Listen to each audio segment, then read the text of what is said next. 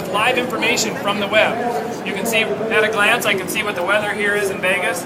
I can find out my next flight information. I can see stock prices and other information that I care about. So this is great for me. Right at my fingertips, I have all this information. I also have access to drill into these applications or other apps if I want as well. So I'm going to show you, I'm just going to hold my finger down and pan around the start menu. That little gray icon you're seeing on the screen up there is just a visualization I turned on so you can see where I'm touching on the screen. So I'm just going to swipe and see how fast and fluid it is. Very natural for me to move around the start menu here and drill into some of these applications. So speaking of applications, I want to show you a couple. This particular one here was an application that was originally just an HTML5 asset that the developer had, and they were able to rapidly port this HTML5 app to a Windows 8 application. So I'm going to play this just a little bit so you get a chance to see how fast and fluid the graphics are on this. So I'll just run and cut the rope here, play that for a little bit. And one thing you'll notice about this application is there's no Chrome around it. Chrome is the term we use to define the little borders around applications where we put start or we put exit buttons and resize buttons and things like that. This application has the entire screen, from the uppermost left pixel to the lowermost right pixel. It owns the entire screen. But there still is many new Windows system affordances that are part of the new Windows 8 Metro experience. And to access those, all I need to do with a touch-based system, and I'll show you how to do this with a keyboard and mouse in a minute, is simply swipe in from the side of the screen. And there's a series of standard, what we call charms, or ways that I can interface with my system.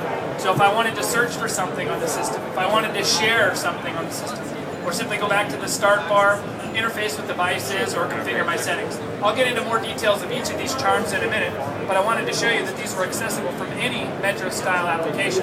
So I'm going to go back to the start menu, and you can see how fast, again, that renders. And I'm going to launch a second app here. Again, this is was another HTML5 asset that the developer had.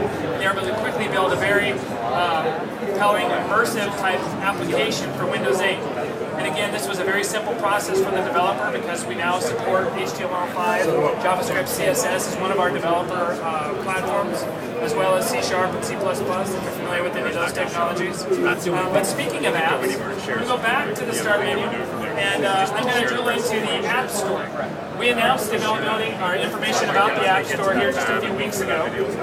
Since we released the developer preview build, we've seen these 3 million downloads equate to thousands and thousands of very interesting and compelling applications. So I'm going to show you just how this App Store works. I can quickly navigate around it and see apps organized by categories. You can see I already have the Cut the Rope app purchased. So you can see here that's telling me that I've already bought it, what the price is, what the rating is, some more information about the application. And as a developer, you have the option of determining how much you want to sell your app for, or if you want to also offer a free trial. So I can install a free trial of the app, run it for a week, and decide at that point in time if I wanted to buy it. Windows 8 Metro-style apps cleanly install and can be cleanly removed from the system without any residual data or information left behind. So I can install a trial, if I don't like it, I can delete the app, there's nothing left behind, my system doesn't slow down, performance isn't affected in any way. Okay, so there's a glimpse at what we had in September. So now I want to take you forward to where we are today. And this time I'm going to run the demo on a laptop. This is a standard laptop you could buy today. This is a Samsung Series 9 Ultra Notebook. And this time I'm going to be interfacing with Windows 8 using the keyboard and mouse, using a lot of the same things that I'm familiar with today. But before I log in, I want to point out something you might notice on the login screen here is right at my fingertips, before I even log into the system, I have information about the system. I know I've got an upcoming flight that I need to catch. I know I've got 5 emails waiting for me, and I've got some Facebook posts and a couple of socialite posts. So that may be all the information I needed. I shut my laptop and go about my business, go catch that flight before I miss it. But being that I do want to log in, I'm going to hit the Enter key. And at this time, now I'm going to log in using the keyboard. So I'll type demo.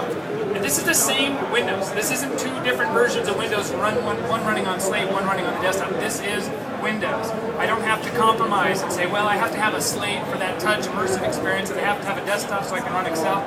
I can do it all with one machine. So now that I'm here in the start screen, again, you can see all these active tiles presenting information to me right at my fingertips. I can see my stocks, I can see my appointments, I can see my Facebook posts and pictures that are updating live with activity and information. So we expect developers will build in lots of these apps. It's a huge opportunity for developers. We have 1.25 billion, that's what the billion PCs in market today. Another 400 to 500 million PCs sold this year alone. Huge opportunity for developers to write applications. App Store is a great way to get apps on your system, and these apps can provide information to you at a glance, or you can drill into them and do more complex functions. So likely you're going to be installing more and more applications. You're going to want to make it very simple and easy for you to manage all these applications. So let me show you how you would go about doing that. First I'll show you with the keyboard and mouse, and then in a minute I'll move over and show you on a touch system. So notice as soon as I move the mouse, I get the familiar scroll bar on the bottom of my screen, so I can move around my start menu and see all the apps that I've got installed that way. But also, if I simply just bump the mouse to the side of the screen, see I can kind of move around my system that way as well and start to get a little peekaboo view of all the apps running. But if I've got lots of apps on my system and I want to move even faster, I can hold the control key down and navigate out quickly, see the entire scope of all my apps, and drill in. Oh, there's that New York Times app that I was interested in, and move over to the other side of the screen. You can also use a scroll wheel on the mouse, many different ways. All the things that I'm sort of familiar with today in moving around Windows and navigating around apps still work in Windows 8.